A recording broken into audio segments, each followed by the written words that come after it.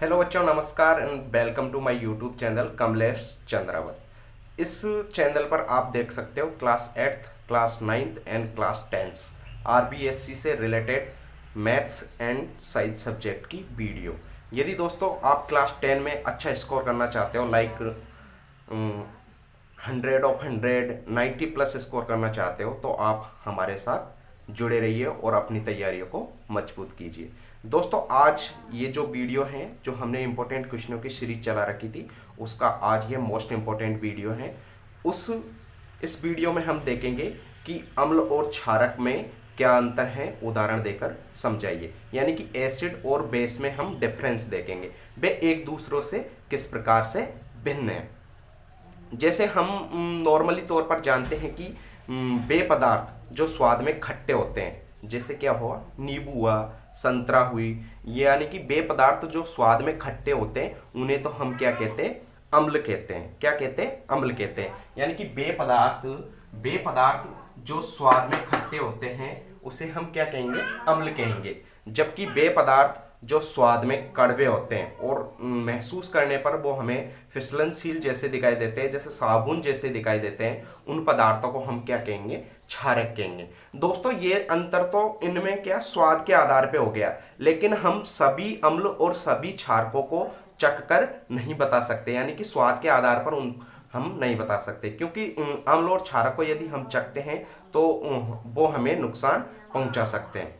इसलिए हम दोस्तों एक दूसरा उनको डिफरेंस करने का जो तरीका होता है, एक दूसरा तरीका होता है, वो होता है लिटमस पत्र के आधार पर, है ना। लिटमस पत्र के आधार पर, यानी कि लिटमस पत्र में अम्ल और क्षारक कैसा व्यवहार करते हैं, उसके आधार पर भी हम अम्ल और क्षारक में डिफरेंस, यानी कि एसिड और बेस में डिफरेंस बता सकते हैं। तो दोस्तों, सबसे पहले हम देखते हैं कि अम्ल नीले लिटमस पत्र को लाल कर देते हैं। कैसे कर देते हैं? नीला जो लिटमस पत्र हमारे पास होता है लेबोरेटरी में, उसको जैसे ही वो अम्ल के संपर्क में आएगा तो वो कैसा हो जाएगा, लाल हो जाएगा। जबकि जो क्षारक होते हैं वो लाल लिटमस पत्र को, लेबोरेटरी में जो लाल लिटमस पत्र होता है, वो जैसे ही क्षारक के संपर्क में आते हैं तो वो लाल लिटमस पत्र को नीला कर देते हैं। तो इस प्रकार हम दोस्तों अम्ल और क्षारक में लिटमस पत्र के आधार पर भी डिफरेंस करके देख सकते हैं। अब जो एको डिफरेंस होता है वो बहुत ही इंपॉर्टेंट होता है और बहुत ही ज़्यादा इसको वैलिडिटी भी है, मतलब इसको ज़्यादा माना जाता है। तो जो ये अंतर होता है वो होता है, हम जलीय विलयन में अम्ल और क्षारक को रखकर देखते हैं। जलीय विलयन में मतलब उनका व्यवहार कैसा होता है।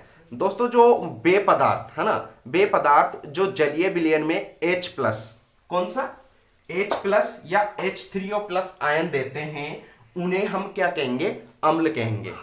यानी कि अम्लों को जलीय विलयन में घोलने पर वो क्या देंगे, H प्लस या H3O प्लस आयन देते हैं। क्योंकि H प्लस आयन स्वतंत्र रूप में नहीं दे सकते, इसलिए वो जल के अणु के साथ अभिक्रिया करके H3O प्लस में कन्वर्ट हो जाते हैं।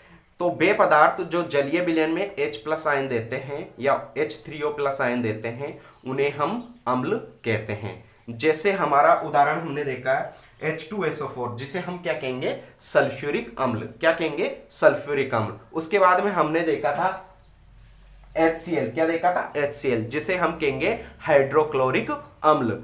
और उसके बाद में हमने नाइट्रिक अम्ल देखा था, HNO3। अब हम देखते हैं दोस्तों कि जलीय विलयन में क्षारक कैसा व्यवहार करते हैं। तो बे पदार्थ जो जलीय विलयन में OH माइनस आयन उत्पन्न करते हैं, कौन से आयन उत्पन्न करते हैं, OH माइनस आयन उत्पन्न करते हैं, है ना।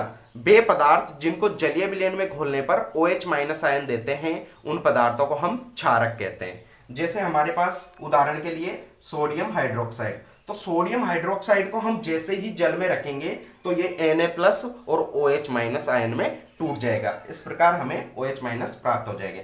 ऐसे पोटेशियम हाइड्रोक्साइड हो गया, मैग्नीशियम हाइड्रोक्साइड हो गया और कैल्शियम हाइड्रोक्साइड हो गया। तो दोस्तों, इस प्रकार हम आसान शब्दों में अम्ल व क्षारक में अंतर को उदाहरण सहित समझ सकते हैं। तो दोस्तों, ये जो क्वेश्चन है काफ़ी इंपॉर्टेंट है और 2 या 3 मार्क्स में बोर्ड एग्जाम 2023 में आने की पूरी संभावना है।